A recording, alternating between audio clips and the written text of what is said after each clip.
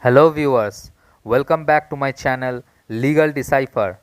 In the previous video we had discussed about the offense of theft, extortion, robbery and dacoity. If you have not seen that video, you can go and check it. The link is in the description below. In this video we will discuss about some other offenses relating to property and understand the substance therein. So if you are new here, please like and subscribe to my channel to get the video notifications. So let's get started.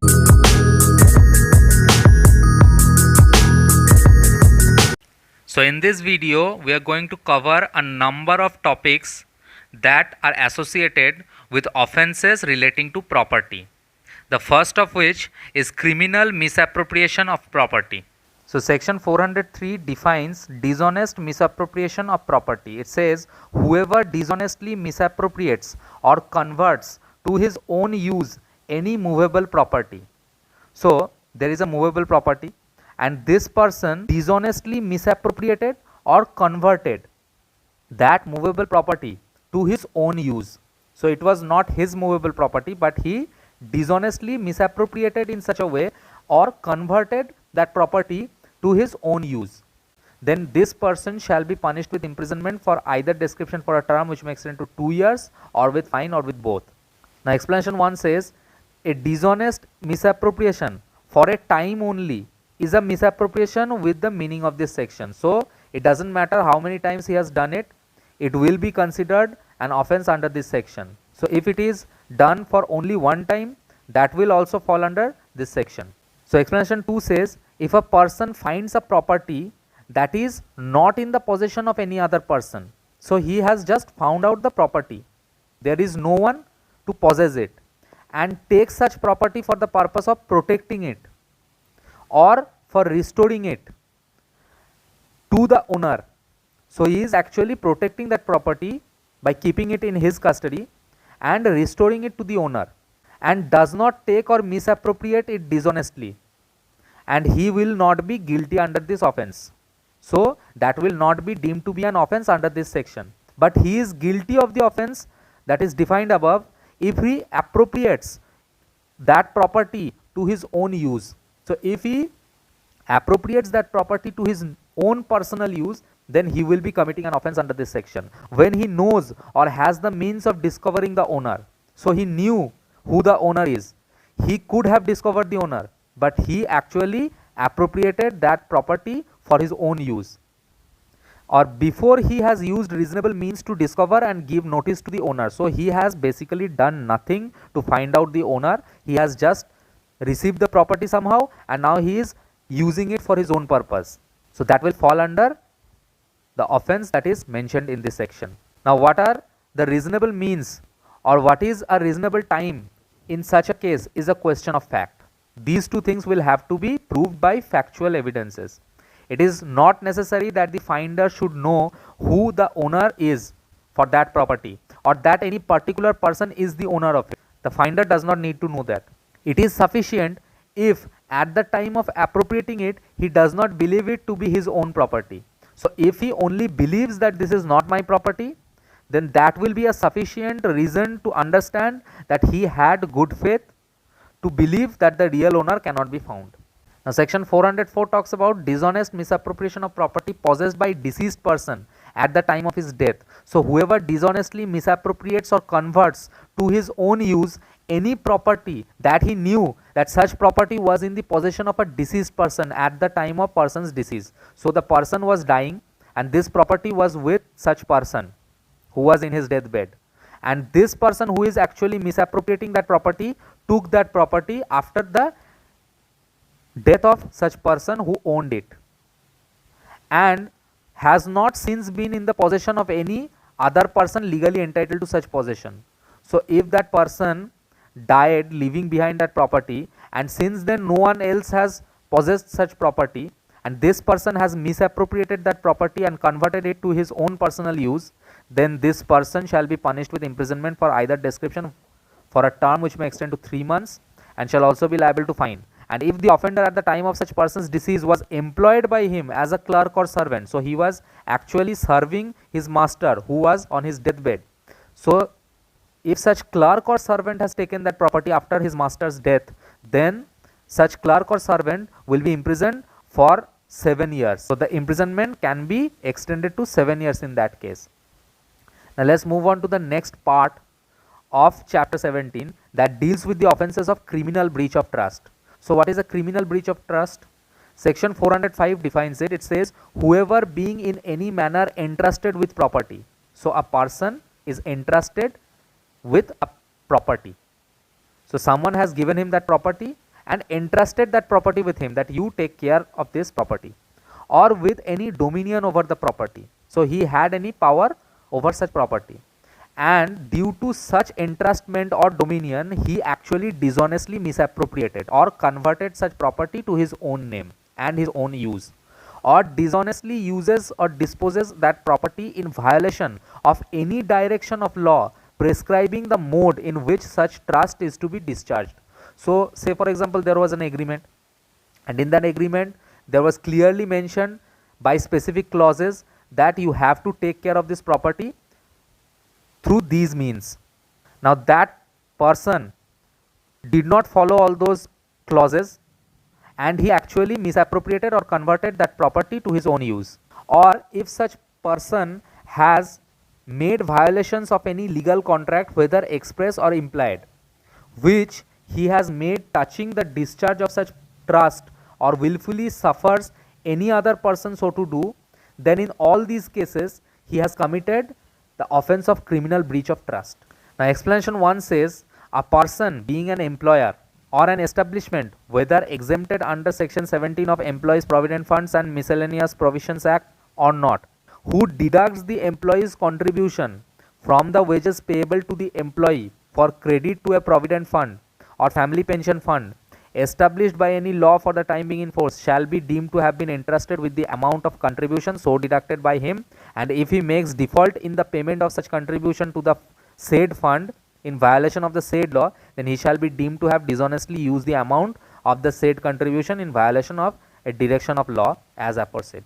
So if the wages payable to the employee for credit to these funds and the person who was entrusted with the amount of contribution has deducted such some amount and he has made default in such payment for such contribution, then if he has done so, then he will be deemed to have dishonestly used the amount of the said contribution in violation of such direction of law.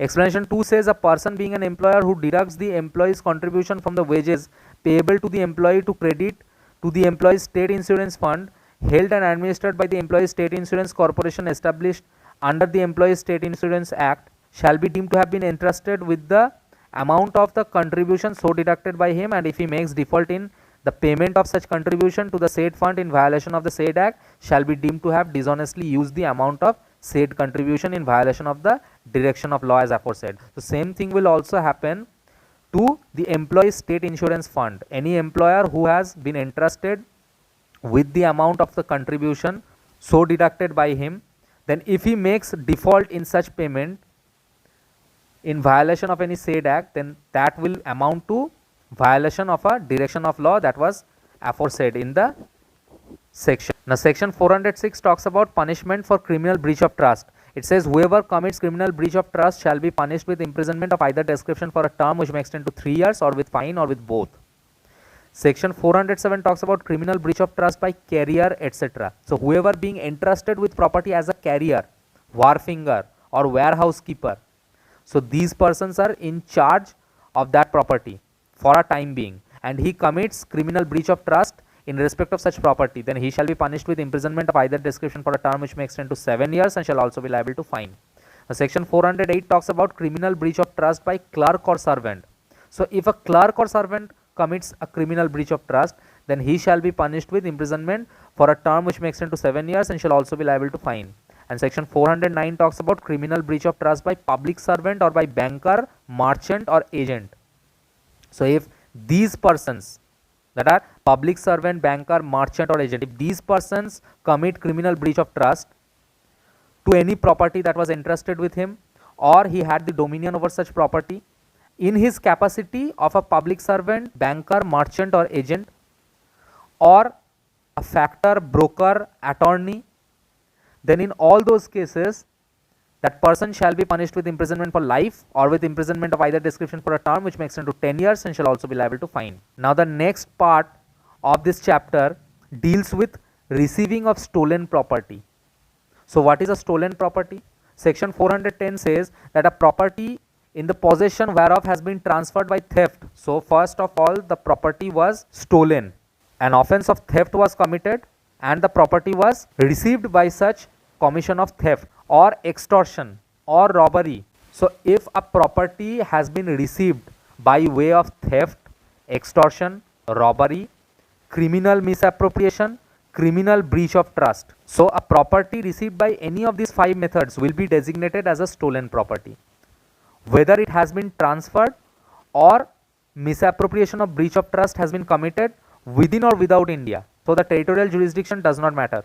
But if such property subsequently comes into the possession of a person legally entitled to the possession thereof, then it ceases to be a stolen property. So as soon as the real owner receives the possession of such property, it ceases to be a stolen property. But unless it reaches the actual owner, wherever it is, in whose possession it is, it doesn't matter, it will be termed as a stolen property. Now section 411 talks about dishonestly receiving stolen property. So whoever dishonestly receives or retains any stolen property after knowing or having reasons to believe that yes, this is a stolen property, then that person shall be punished with imprisonment of either description for a term which may extend to 3 years or with fine or with both. Section 412 talks about dishonestly receiving property stolen in the commission of a dacoity. So an offense of dacoity was commissioned and after that the property was stolen and such stolen property was received dishonestly by any person. So that person will be punished with imprisonment for life or with rigorous imprisonment for a term which may extend to 10 years and shall also be liable to fine. The section 413 talks about habitually dealing in stolen property. So whoever habitually receives or deals in such kind of properties that are stolen properties, or he has reasons to believe that it is a stolen property or he knows that it is a stolen property, then that person shall be punished with imprisonment for life or imprisonment of either description for a term which may extend to 10 years and shall also be liable to fine. Section 414 talks about assisting in concealment of stolen property. So whoever voluntarily assists in concealing or disposing or of making away with property which he knows or has reasons to believe that it is a stolen property, that person shall be punished with imprisonment of either description for a term which may extend to 3 years or with fine or with both. So if he assists in concealment of such stolen property, then he will be punished accordingly. Now the next part deals with cheating. That is also a different kind of offense that is committed in respect of a property. So what is a cheating? Section 415 talks about the definition of cheating. It says whoever by deceiving any person fraudulently or dishonestly induces the person so deceived to deliver any property to any person, or to consent that such person shall retain any property, or if he intentionally induces the person so deceived to do or omit to do anything which he would not do or omit if he were not so deceived. So basically we are talking about a kind of manipulation. This person is trying to manipulate the other person by deceiving him.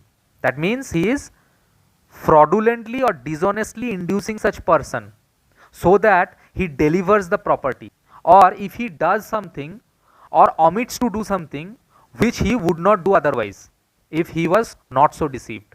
So he was acting under such deceit. If he was not deceived, then he wouldn't have done so.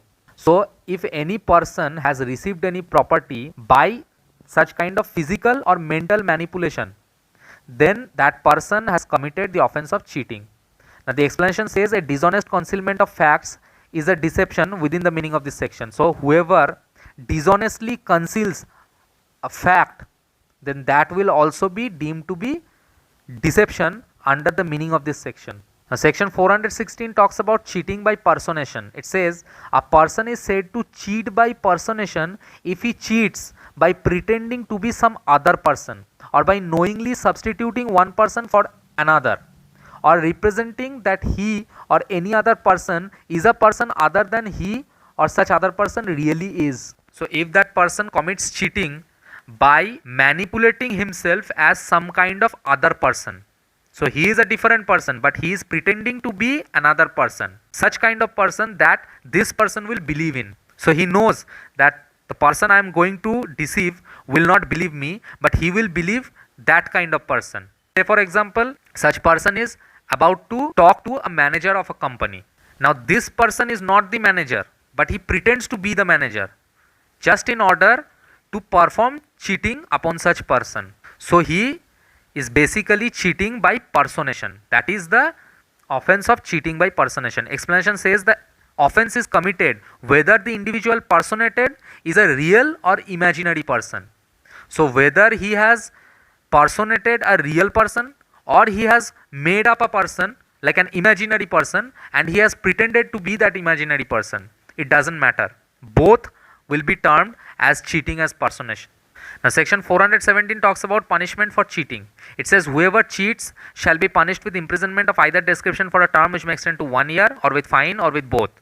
Section 418 talks about cheating with knowledge that wrongful loss may ensue to person whose interest offender is bound to protect. So he was bound to protect the interest of that person, but he commits cheating and he knew that wrongful loss will ensue that person. So whoever does so shall be punished with imprisonment of either description for a term which may extend to 3 years or with fine or with both. Now section 419 talks about punishment for cheating by personation. So whoever cheats by personation shall be punished with imprisonment for a term which may extend to 3 years or with fine or with both. Section 420 talks about cheating and dishonestly inducing delivery of property. So whoever cheats and thereby dishonestly induces the person who is so deceived to deliver any property or to make, alter or destroy the whole or part of any valuable security or anything that is signed or sealed which is capable of being converted into a valuable security, then he shall be punished with imprisonment of either description for a term which may extend to 7 years and shall also be liable to fine. Now the next part of this chapter deals with fraudulent deeds and dispositions of property. Section 421 talks about dishonest or fraudulent removal or concealment of property to prevent distribution among creditors. So whoever dishonestly or fraudulently removes, conceals or delivers to any person or transfers to any person without adequate consideration any property, and what was his intention behind so doing? He intended to prevent the distribution of that property according to law among his creditors or any other person, and he knew that it will likely prevent such kind of distribution if he dishonestly or fraudulently removes, conceals or delivers such property to another person. Then if he has done so to avoid the creditors, then he shall be punished with imprisonment of either description for a term which may extend to 2 years or with fine or with both.